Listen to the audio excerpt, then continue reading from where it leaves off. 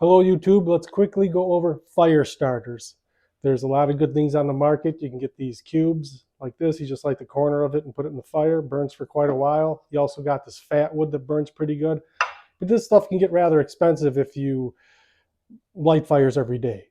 So let's not complicate things and have a cheap, affordable way to make some fire starters. All that you need is some Vaseline, petroleum jelly, and a couple cotton balls. Just take some of the petroleum jelly, smear it around the ball like that. Pack these in your bug out bag or your camping gear, and then when you need to light a fire, pull them out of the Ziploc bags.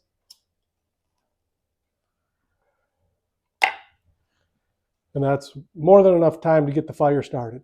And they're windproof as well.